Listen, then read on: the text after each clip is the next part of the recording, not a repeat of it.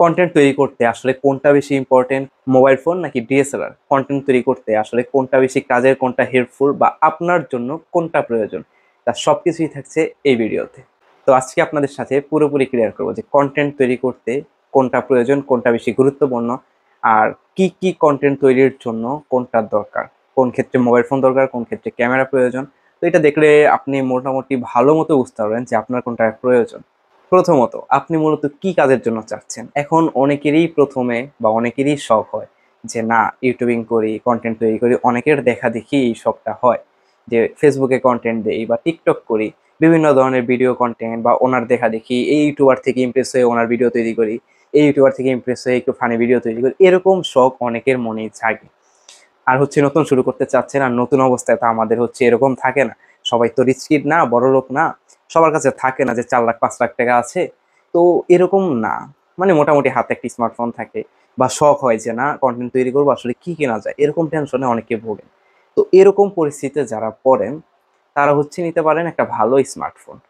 তো একটা স্মার্টফোন থাকলে আপনি ডেইলি কন্টেন্ট বা যে কোনো ধরনের ভিডিও শুট করতে পারবেন মোটামুটি ভালো কোয়ালিটি। বা যদি চান যে না ডেইলি ব্লগ করবো, ওইটাও করতে পারবেন। অনেকে রাস্তাঘাটে বিভিন্ন সময় বিভিন্ন ধরনের প্রবলেম হয়ে থাকে, ওইসব ভিডিওগুলোও শুট করে। বা যখন তখন যেই কোনো জায়গায় শুট করার প্রয়োজন হয়, ক্যামেরা আসলে সবসময় ক্যারি করা সম্ভব না, সাথে থাকেও না, এটা একটু ভারী বা জিনিসপত্র একটু বেশি থাকে।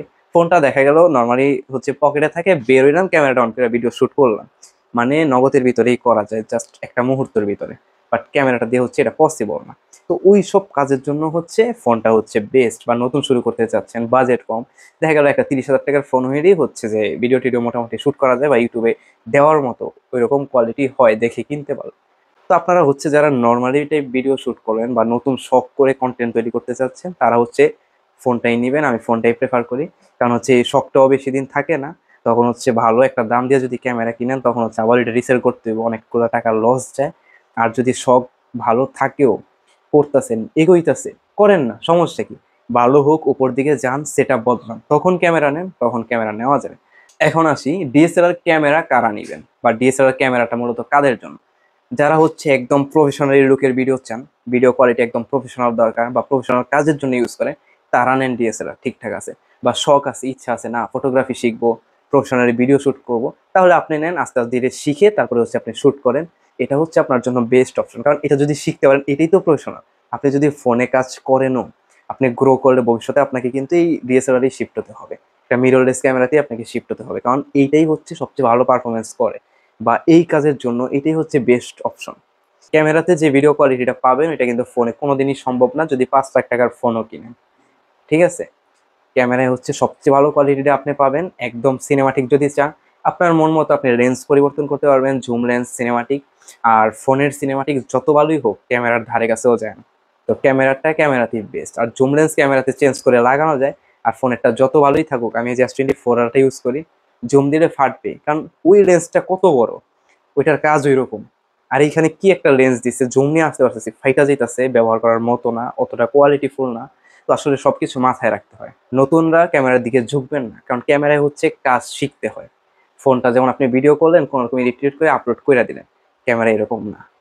ক্যামেরাটা কাজ শিখতে হয়, ভিডিও করা শিখতে হয়, ক্যামেরায় সেট আপ শিখতে হয়। তো সবকিছু মিলে নতুনদের জন্য একটু বেজাল মনে হয়, তো ফোনটাই বেস্ট অপশন আপনাদের জন্য। আর অবশ্যই মাথায় রাখবেন, মানে ডিএসএলআরটা কিন্তু একটু ভারী থাকে, লেন্স টেন্স থাকে, একটা ব্যাগ থাকে, সব জায়গায় ক্যারি করা যায় না। বা সব জায়গায় নিয়ে গেলে একটু ঝামেলা মনে হয়, একটু ওয়েট বেশি। ফোনটা হাতে নিয়ে ভিডিও করলাম, ডিএসএলআর সাথে গিম্বেল লাগে, ফ্রেম লাগে, হাতে নিয়ে করতে কষ্ট হয়। বা হাতে নিয়ে আমি ওইরকম শুট তেমন করতে দেখিও নাই, মানে একটু ঝামেলার কাজ আছে আর কি। তো অবশ্যই যারা প্রফেশনালি শুট করেন, তারা ডিএসএলআর নেবেন। আর ইনডোর শুটের কথা যদি বলি, ঘরের ভিতরে বা স্টুডিও সেট আপে, যেমন আমি যেই সেট আপে শুট করতেছি, আমার S24 দিয়েও আমার কাজ চলতেছে, বাট ডিএসএলআর বেস্ট। সত্যি কথা, আমার এই S24 দামে ভালো একটা ডিএসএলআর পাইতাম, ক্যামেরা কোয়ালিটি অনেক ভালো থাকতো, হয়তো আমার লেন্স টেন্স সেট আপ মিলে আরো দাম বেশি পড়তো, বাট কোয়ালিটি অনেক ভালো পাইতাম। বাট এখানে দেখা যায় আমরা প্রথম যখন শুরু করি, আমাদের তো এত ডিভাইস থাকে না। তো এই একটা ফোন দিয়েই সব কাজ করতে হয়, ভিডিও শুট, ভিডিও এডিটিং, সব ভিডিও আপলোড দেওয়া, সবকিছু একটা দিয়েই করতে হয়। তো ওই চিন্তাটা মাথায় রেখে আপনার বাজেট অনুযায়ী আপনার যেটা পোষায়, যদি কম বাজেট থাকে আপনারা অবশ্যই ফোন নেবেন।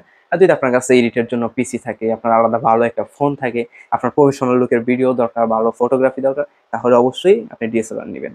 ধন্যবাদ।